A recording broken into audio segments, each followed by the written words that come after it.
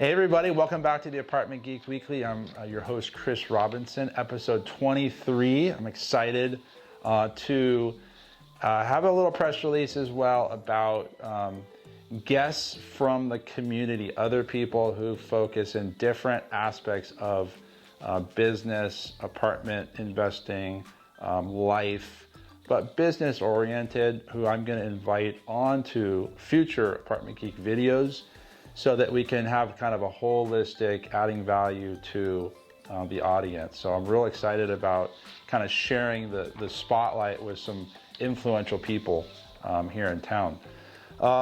So this week, there's a lot of talk about short-term rentals. People don't like them, and some people love them, some people own them. I don't own any personally. I had a really nice, multi-million-dollar home in Mount Soledad that I VRBO'd once, and I heard about complaining because the circuit breakers were popping and the pipes were messed up and just a lot of nitpicky stuff. And I don't like that because I want to keep the emotion out of this business and create passive income that is passive with just general management. So my 2 cents on short-term rentals is that if you like doing it as a host and you have the personality where you enjoy helping people come on vacation to San Diego, then it's great.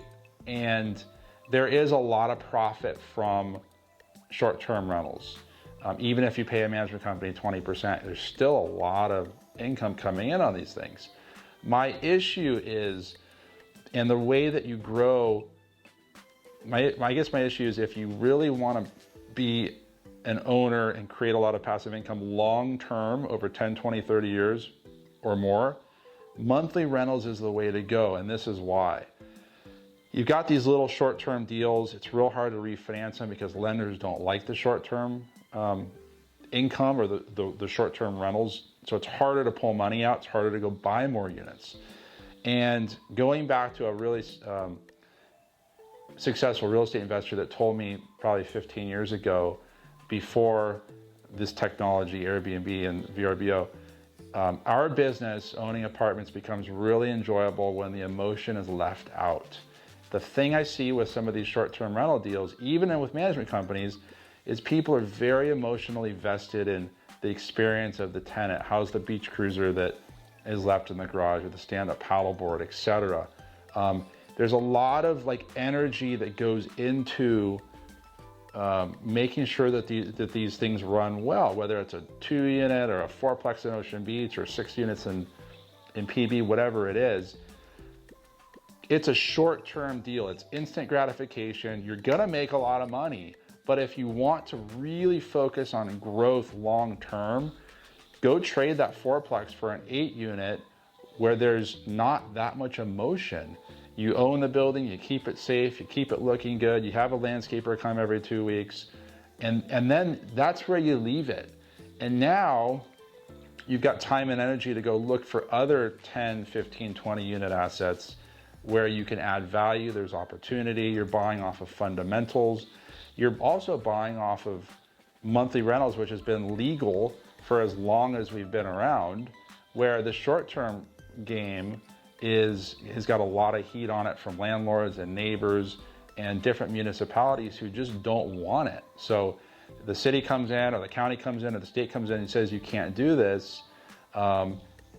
People there's gonna be some issues out there, especially people that bought off of this vacation income, which I don't think you should ever do. I think you should always buy off of monthly income, because again, like we said last episode, plan for the worst, hope for the best. So long-term deal, you want to focus on monthly rentals, less energy, less emotion, more about the numbers, more about taking advantage of refinancing equity, going and buying more.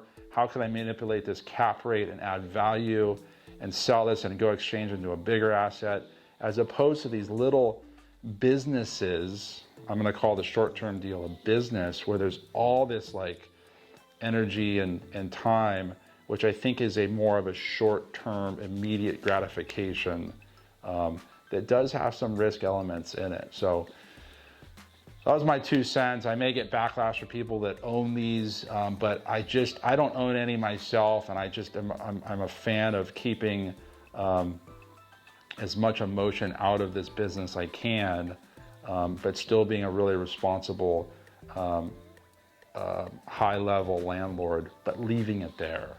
So thanks for tuning in. Please stay tuned into future episodes, because I'm excited about some of these guests that I'm going to have coming on. And if you like these, let YouTube know, or feel free to email me or call me directly. Thanks. Bye.